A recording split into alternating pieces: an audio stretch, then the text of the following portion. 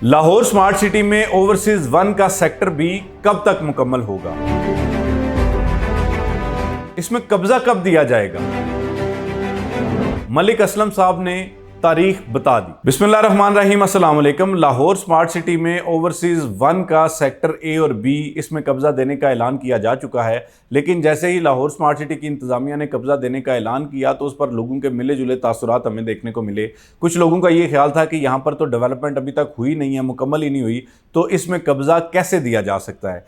इस हवाले से मलिक असलम साहब जो ग्रुप चीफ ऑपरेटिंग ऑफिसर हैं हबीब रफ़ीक प्राइवेट लिमिटेड के और स्मार्ट सिटीज़ के, उन्होंने हालिया एक इंटरव्यू में इस बात का वाज़े इजहार किया है कि जी सेक्टर बी जो है ओवरसीज़ 1 ब्लॉक का लाहौर स्मार्ट सिटी का, उसमें हमने अपना जो अर्थ वर्क है वो मुकम्मल कर लिया है और हम आने वाले चंद हफ्तों तक इसमें एसफॉल्ट का काम शुरू कर देंगे, जिसके बाद ये ब्लॉक जो है वो मुकम्मल तौर पर डेवलप हो जाएगा। क्योंकि उनका ये कहना था कि यहाँ पर सीवरेज का काम और बाकी दीगर जितने भी ज़रूरी काम थे वो मुकम्मल कर लिए गए हैं, जिसमें सब बेस है, सीवरेज है या बाकी चीज़ें जो वहाँ पर फैसिलिटीज़ देनी हैं। तो उन तमाम चीज़ों की तकमील के बाद अब यहाँ पर सिर्फ जो रोड्स हैं, जो स्ट्रीट्स हैं, उस पर जो ब्लैक टॉप है, जो एसफॉल्ट है, जो पक्की सड़कें बनाई जाती हैं, उसका काम होना बाकी है। तो उनका ये कहना था कि जी चूँकि इस सर्द मौसम में एसफॉल्ट को अवॉइड किया जाता है, तो इस वजह से हम ये चाह रहे हैं कि जैसे ही मौसम में थोड़ी बेहतरी होती है तो हम इसका एसफॉल्ट कर लेंगे।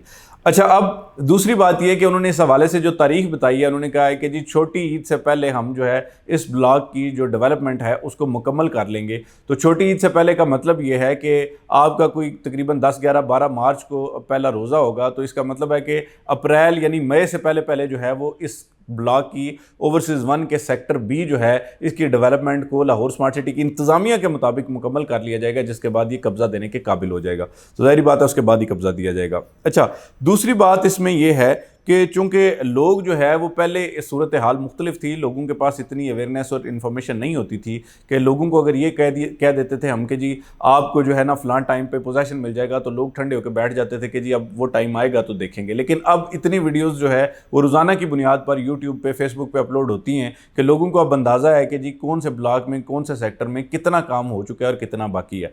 हाँ, यहाँ पर एक और चीज़ जो है काबिल ज़िक्र वो ये है कि ओवरसीज़ ब्लॉक जो है, जो 1 है ओवरसीज़, उसमें सेक्टर ए की डेवलपमेंट अभी तक जो है वो खातिर खान नहीं की जा सकी। और ये बात जो है लम्हा फ़िक्रिया है लाहौर स्मार्ट सिटी की इंतज़ामिया के लिए। उनको ये चाहिए कि इस पर भी जल्द अज जल्द काम शुरू करें, क्योंकि जिन लोगों ने यहाँ पर पोजेसन लेना है, अल्टीमेटली वो तमाम लोग इस वक्त मुतालबा कर रहे हैं कि जी फौरी तौर पर जो ओवरसीज़ 1 है उसका पोजेसन लोगों को अलॉट किया जाए।